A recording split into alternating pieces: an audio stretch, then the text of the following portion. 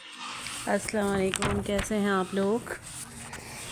آج ہم لکی ون مال گئے اور وہاں سے 2 پرفیوم لینے تھے، بچی کو کسی کو گفٹ دینا تھا۔ طبیعت میری ٹھیک نہیں تھی لیکن میں پھر بھی گئی اس کے ساتھ۔ چلے میں آپ کو پرانے زمانے کی کچھ باتیں بتاتی ہوں۔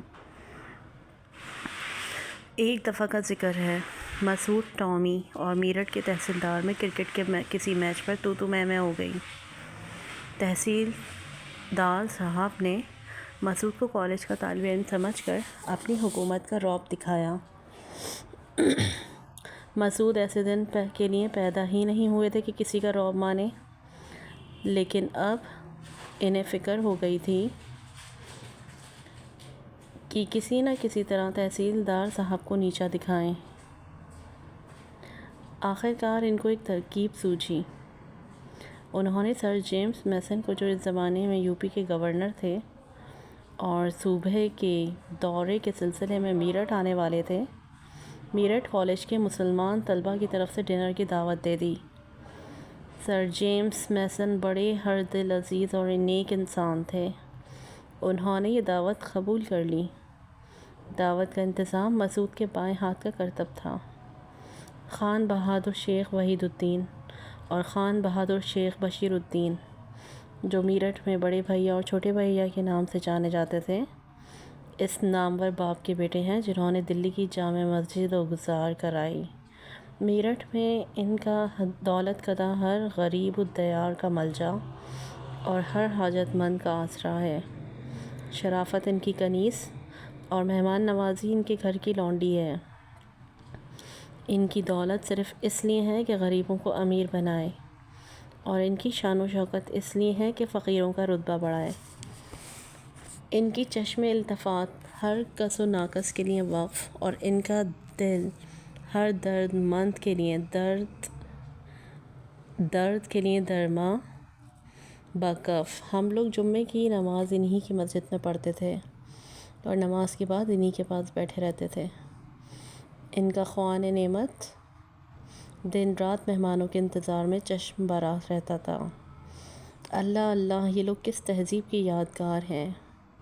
فراوانی دولت انہیں مائل تکبر نہیں کر سکتی، نہ ہی ان کی گردنوں کا خم اور بڑھتا چلا جاتا۔ چھوٹوں پر اتنی شفقت کرتے کہ ادب کا دھوکہ انہیں لگتا، اور بڑوں کی اتنی عزت کرتے کہ پرستش کے گماں ہونے لگتا۔ گفتار میں ایسی شیرینی کہ سننے والے کے کان حلاوت کی کان بن جائیں۔ رفتار میں ایسی نرمی کہ زمین پر پاؤں رکھیں تو پاؤں کا نقش نہ جمے۔ آنکھوں میں آنسو، آواز میں رقت، کمر میں خم، مگر بات کے پکے، ارادے کے دھنی، قول و قرار میں چٹان سے زیادہ استوار۔ بھنگی کو مہتر، حجام کو خلیفہ، سقے کو بہشتی اور نوکر کو بھائی کہہ کر پکارتے۔ گھر کی نوکرانیوں کو ماما اور بھوا کے نام سے یاد کرتے۔ پرانی تہذیب کے ان پرستاروں کی شرافت تھی۔ آج یہ چیزیں شریفوں کے گھروں میں نہیں ملتی ہیں۔ غرض یہ دونوں، جو 2 سخا کے پیکر اور احسان و مروت کے بندے، اس آڑے وقت میں مسعود کے کام آئے۔ ڈنر کا وہ اہتمام ہوا کہ شاید ہی کہیں ہو پاتا۔ مسلم ہاسٹل کے وسیع ہال میں بھیا جی کی کوٹھی کا سب سامان آ گیا۔ شاہ بلوط کی میزیں، ساگوان کی کرسیاں، چینی کے ظروف اور چاندی کے چھری کانٹے۔ یونائیٹڈ سروس کلب میرٹھ نے کھانے کا مینیو تیار کیا اور اسی کے تجربہ کار خانساموں نے کھانا پکایا۔